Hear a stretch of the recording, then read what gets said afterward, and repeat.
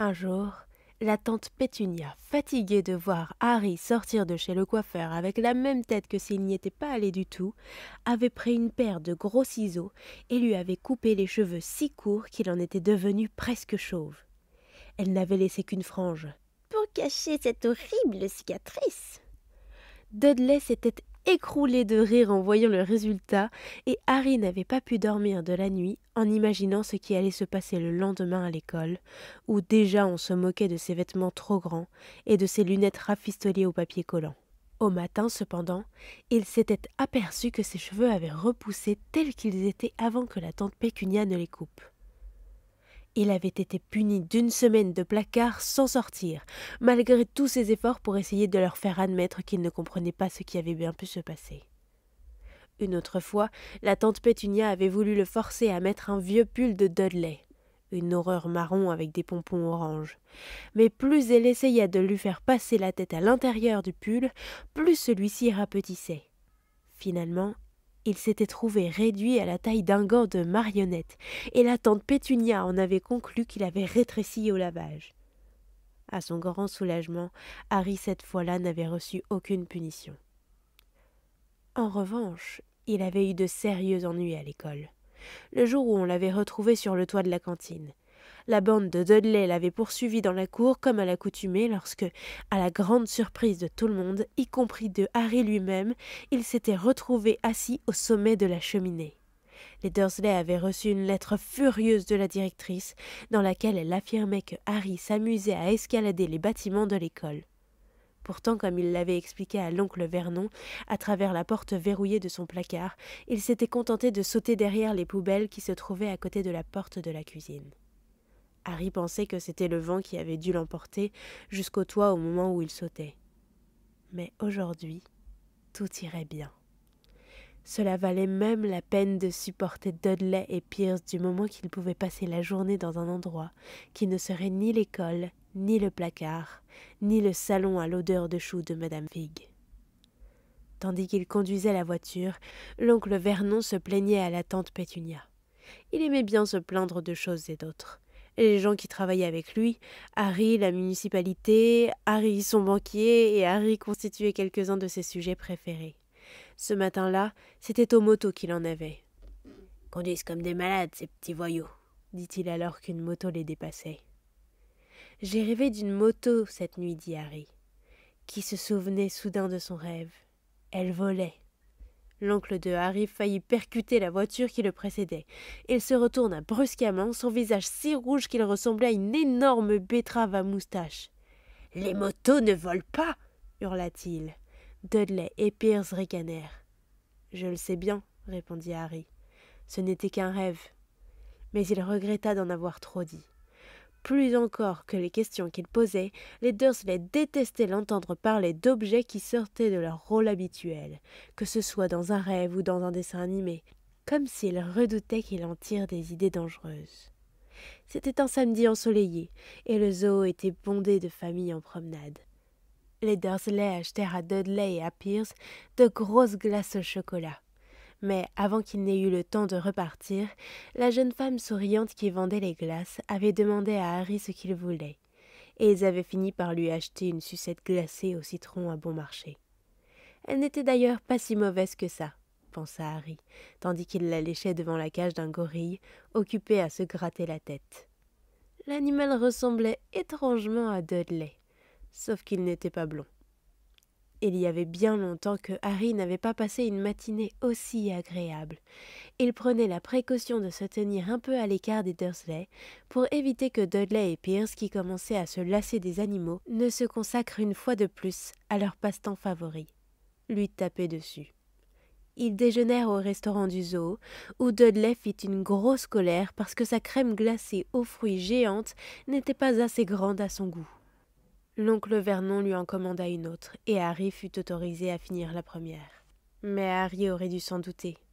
Tout cela était trop beau pour durer. Après déjeuner, ils allèrent voir les reptiles au vivarium.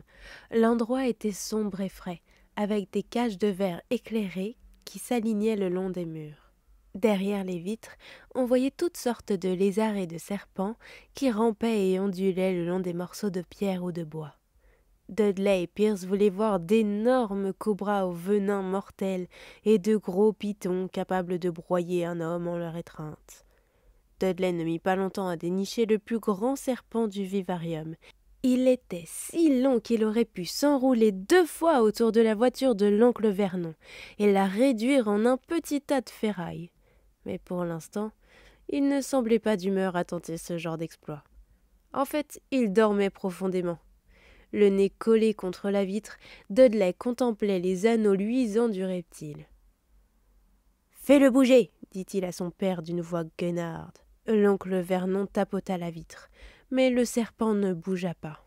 « Recommence !» ordonna Dudley. L'oncle Vernon donna de petits coups secs sur la vitre, mais le serpent continua de dormir. « On s'ennuie ici !» marmonna Dudley en s'éloignant d'un pas traînant. Harry s'approcha alors de la cage de verre et contempla le serpent. Il n'aurait pas été surpris que le reptile soit lui-même mort d'ennui à force de rester seul dans cette cage, sans autre compagnie que tous ces imbéciles qui passaient la journée à taper contre la vitre. C'était pire que de coucher dans un placard, avec pour toute visite celle de la tante Pétunia qui tambourinait à la porte pour le réveiller. Lui au moins il pouvait se déplacer dans la maison. Le serpent ouvrit soudain ses petits yeux brillants. Lentement, très lentement, il leva la tête jusqu'à ce qu'elle soit au même niveau que celle de Harry. Et il lui fit un clin d'œil. Harry resta bouche bée. Il jeta un coup d'œil autour de lui pour s'assurer que personne ne le regardait, puis il adressa à son tour un clin d'œil au serpent. Le reptile fit un signe de tête en direction de l'oncle Vernon et de Dudley, puis il leva les yeux au plafond. Il semblait dire à Harry « J'ai le droit à ça sans arrêt. »« Je sais, » murmura Harry, sans savoir si le serpent pouvait l'entendre à travers la vitre.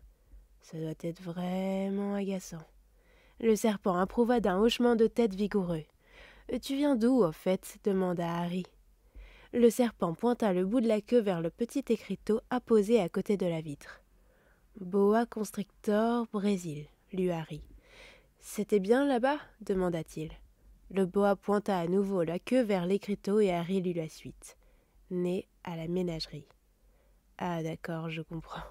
Donc tu n'as jamais été au Brésil. » Tandis que le serpent confirmait d'un signe de tête, un hurlement assourdissant retentit et les fit sursauter tous les deux. « Dudley, monsieur Dursley, regardez le serpent! Vous n'allez pas le croire !» Dudley revint vers la cage en se dandinant aussi vite qu'il le pouvait. « Pousse-toi de là !» dit-il en donnant à Harry un coup de poing dans les côtes. Pris par surprise, Harry tomba sur le sol de ciment. Ce qui se passa ensuite fut tellement rapide que personne ne vit comment c'était arrivé. Soudain, alors qu'ils se tenaient côte à côte devant la cage de verre, Pierce et Dudley firent un bond en arrière en poussant des cris d'horreur. Harry se redressa, le souffle coupé. La vitre qui retenait le boa prisonnier avait disparu. Le serpent se déroula rapidement et quitta sa cage en ondulant sur le sol. Pris de panique, les visiteurs du vivarium se précipitèrent alors vers la sortie en hurlant de terreur. Au moment où le serpent glissa rapidement devant lui, Harry eut l'impression d'entendre une voix basse et sifflante dire « Et maintenant, direction le Brésil. Merci, amigo. » Le gardien du vivarium était en état de choc. « La vitre !» répétait-il. « Où est passée la vitre ?» Le directeur du zoo en personne offrit une tasse de thé fort et bien sucré à la tante Pétunia et se confondit en excuses. Pierce et Dudley balbutiaient d'un air ahuri. D'après ce que Harry avait pu voir, le serpent ne leur avait fait aucun mal. Il s'était contenté de claquer des mâchoires tout près de leurs mollets pour s'amuser à leur faire peur. Mais quand tout le monde eut repris place dans la voiture de l'oncle Vernon, Dudley raconta que le boa avait failli lui arracher la jambe, tandis que Pierce affirmait qu'il avait essayé de l'étouffer en s'enroulant autour de lui. Mais le pire, pour Harry tout au moins, ce fut lorsque Pierce, qui s'était un peu calmé, dit « Harry a parlé au serpent, pas vrai, Harry ?» L'oncle Vernon attendit que Pierce fût rentré chez lui pour s'en prendre à Harry. Sa fureur était telle qu'il pouvait à peine parler. Il parvint seulement à dire « Fail, placard, pas bouger, rien à manger. » Puis il s'effondra dans un fauteuil et la tante Pétunia se hâta d'aller lui chercher un grand verre de cognac. Beaucoup plus tard, Harry, allongé dans son placard, se désolait de ne pas avoir de montre. Il n'avait aucune idée de l'heure et il ne savait pas si les Dursley étaient déjà couchés. Tant qu'il ne dormait pas, il ne pouvait pas se risquer dans la cuisine pour aller chercher discrètement quelque chose à manger. Il avait passé 10 ans chez les Dursley. 10 années sinistres, depuis que ses parents étaient morts dans cet accident de voiture alors qu'il n'était encore qu'un bébé. Il ne se souvenait pas d'avoir été dans la voiture lorsque ses parents avaient été tués. Parfois, seul dans son placard, il fouillait dans ses souvenirs pendant des heures entières et une étrange vision émergeait de sa mémoire. Il revoyait un éclair aveuglant de lumière verte et se souvenait d'une brûlure douloureuse sur le front. C'était sans doute le choc de l'accident, pensait-il, bien qu'il n'eût aucune idée de l'origine de la lumière verte. Il ne se rappelait rien de ses parents. Son oncle et sa tante ne lui en parlaient jamais et, bien entendu, il n'avait pas le droit de poser de questions à leur sujet. Il n'y avait même aucune photo d'eux dans la maison. Lorsqu'il était plus jeune, Harry avait souvent rêvé qu'un parent lointain et inconnu vienne le chercher et l'emmène avec lui. Mais ce n'était jamais arrivé. Les Dursley étaient sa seule famille. Parfois, cependant, il lui semblait, ou peut-être était-ce un simple espoir, que des gens qu'il croisait au dehors le reconnaissaient. C'étaient d'ailleurs des gens très étranges. Un jour, un homme minuscule, coiffé d'un chapeau haut de forme violet, s'était incliné devant lui pendant qu'il faisait les courses avec Dudley et sa tante Pétunia. Après lui avoir demandé d'un air furieux s'il connaissait cet homme, la tante Pétunia s'était dépêchée de les faire sortir du magasin sans avoir rien acheté. Un autre jour, dans un bus, une vieille femme échevelée, tout habillée de vert, lui avait fait de grands signes de la main. Récemment encore, un homme chauve dans un long manteau pourpre lui avait serré la main dans la rue, puis était reparti sans dire un mot. Le plus étrange, c'était que tous ces gens semblaient toujours disparaître dès que Harry essayait de les regarder de plus près. À l'école, Harry n'avait pas d'amis. Tout le monde savait que la bande de Dudley détestait Harry Potter avec ses vêtements trop grands et ses lunettes cassées, et personne n'avait envie de déplaire à la bande de Dudley.